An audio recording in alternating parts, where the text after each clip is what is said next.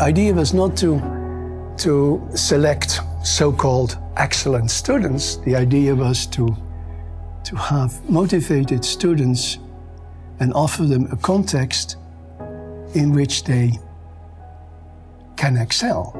We offer them a context that makes people excel. And that was the main idea.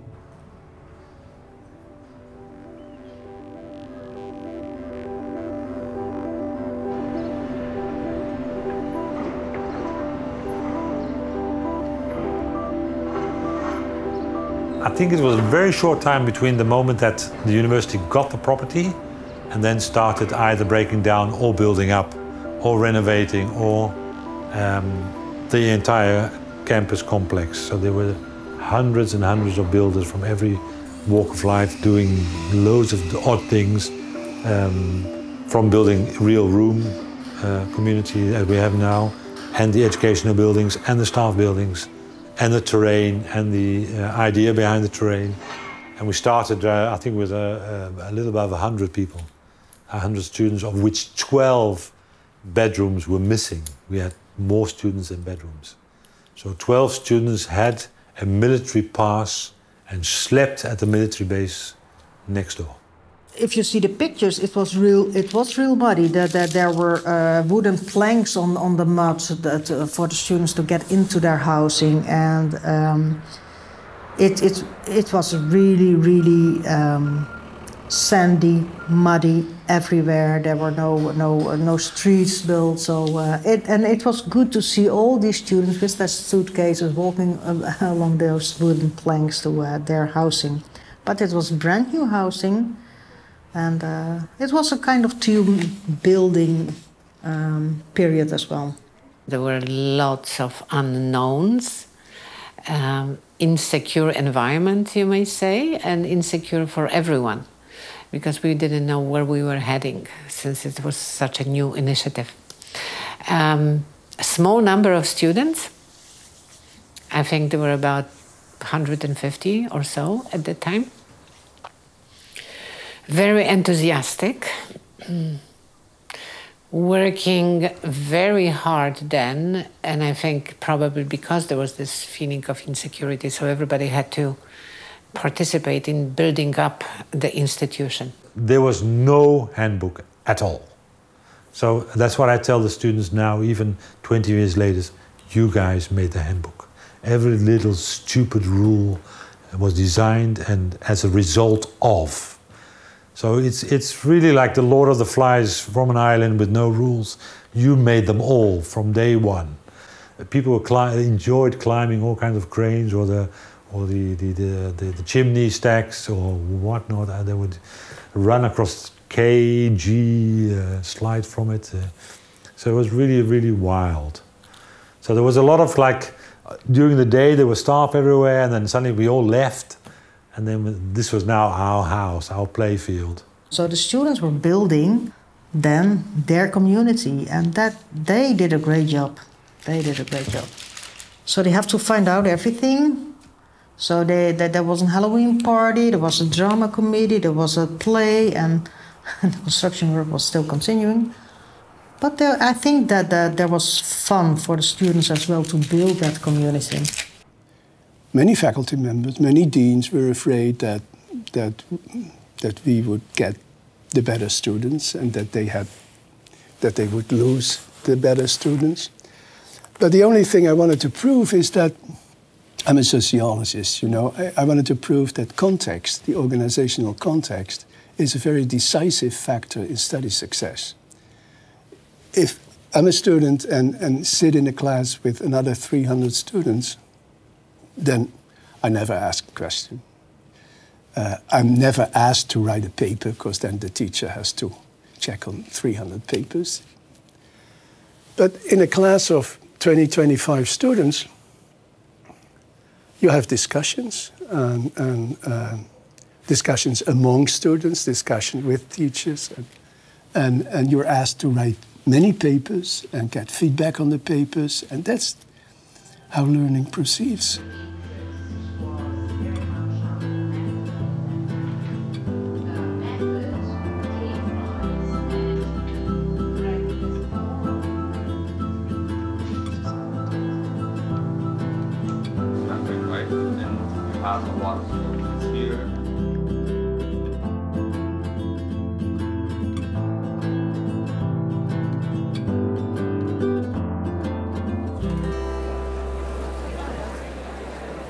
Esteemed guests, I present to you the class of 2018.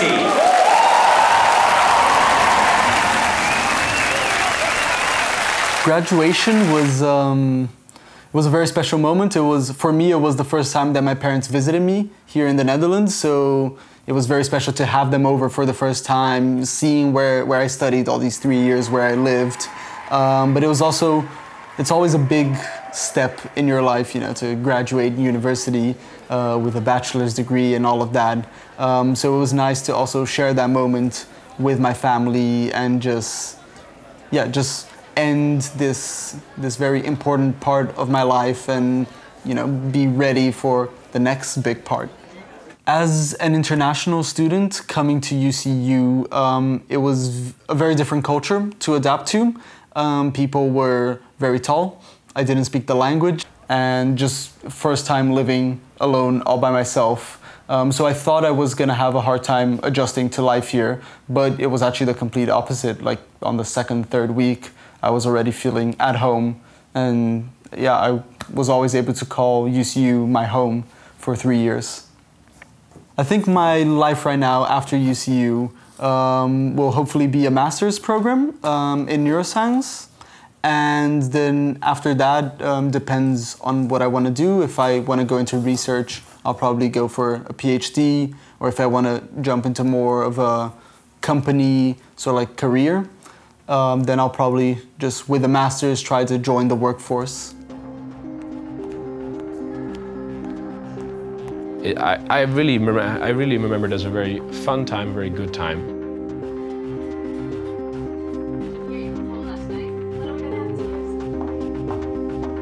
For me, it was the ultimate dream of having the American college campus life experience.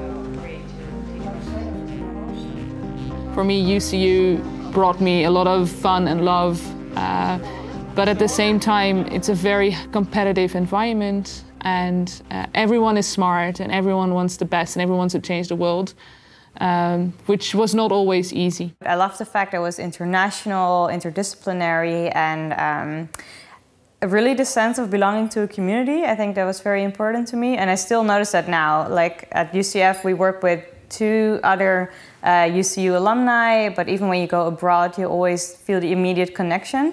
And that's something, that I think that's something that really appealed to me then, but also which I still profit from now. People had traveled a lot. They were very inspiring for me. You know, they did all kinds of things. They would, I don't know, travel to all these places, hitchhike. They had big interests in the world. They wanted to make a big impact, and that really inspired me, and that made me want to also go explore the world. And that's one of the reasons why I'm so interested in coming to a place like Alor and, you know, living with local people and documenting the language and everything. UCU gave me that inspiration, for sure. I remember it as a place where you really met like-minded individuals, where you met a lot of interesting people, a lot of annoying people. It's sort of this very interesting mixed bag of interactions, and I felt it was always a very organic whole of being in a seminar style together in class, and then walking outside of class and talking to those same people, eating and dining hall together with other people, and then going to the bar with other people. And it was always sort of this constant influx of interesting ideas. Looking back, and also while I'm in my job now, is that you are forced to live with people with so many different backgrounds and so many different cultures. I still benefit from that today. So how you know, you're forced to live with someone with a very different culture, that definitely teaches you some endurance and some flexibility and conflict management techniques that you still can use later in life. The dean would say, you know, I haven't spoken Dutch in a long time. It's all French, but I'll try anyway. Okay. He used to say, this is the Rob van der Vaart, was his name, and he used to say things like, yes, today we will do a speech. Today I will give a speech to commemorate the new graduates of 2010. The graduates of 2010 have completed a very good year. They have all excelled in many different areas. They have gotten all very good grades, and now I wish them all the best for the new beginning. It's just a simple example. Okay. Of course, there's the bubble. Of course, there's the fact that although everyone looks quite different from the outside, inside it's very much a group of like-minded people, I think. So I don't think you're that much. You don't really meet that many people that think completely different, which is a good thing generally. But I really liked that, how warm it was, and I also had really good friends, so that helped a lot. What I liked a little bit less is that sometimes it felt a little bit like a high school, and everyone had their own little groups and cliques, and but it also, yeah, I think most people there found a group of friends to hang out with. It was very diverse in that sense. Dining hall was an interesting place. It's that very Dutch thing of always complaining about the food and it's never good, and it wasn't that good, but dining hall was never about the food. I really liked it. I don't know. I mean, I wasn't really into cooking at that point yet. Now I love it, but then it was perfect to just have your dinners prepared. And I mostly remember friends trying to steal as many snacks as possible, hiding them in clothing and under sandwiches, and there were whole constructions how many croquettes or cheese soufflés you could take out of dining hall during lunch. Those were very serious competitions. It was like the classic Greek forum where everybody would come together and convene and have all these different conversations that could range from academic meetings to very informal stuff and just hanging out with people. And it was the best place to meet new people or just sit with other people at the table. And the sad part of it is that then they decided to get the compulsory dining hall fee out of the equation, and suddenly nobody goes there anymore. And I think that's a shame.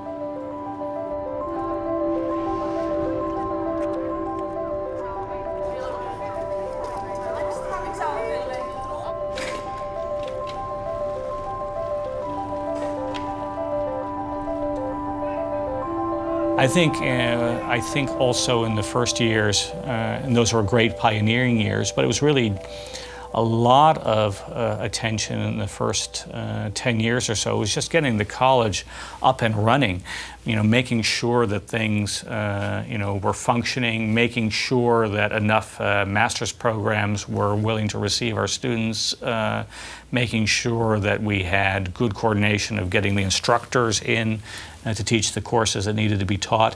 These are all kinds of things that needed to be done in the first 10 years. And so I think now we've entered a period where we can be more reflective and have to be more reflective about what it is that we're doing. UCU was always a place of challenges, and that's also the nature of, I think, this place. I mean, if you have nothing else to do, you develop a new course. You get directed in slightly different, unknown territory, and the organizations allows you to do that. So that's my great gratitude to UCU. What we offer students, that is flexibility, opening of horizons, was also offered to me. I don't know that I can speak for the whole faculty, but I had experienced tremendous independence, cooperation on the part of administration, and that was very valuable to me. Being a dean of a college like this is in many ways a moving and touching experience. It is to see youngsters develop and to see what they accomplish in life, to see what alumni have achieved over the last 20 years. And the fact that they often send me letters and emails and things like that, and have wonderful careers. And So it's better to see it as a relay game. We give the stick or the baton to other people, and they make wonderful careers, much better careers than I've made myself.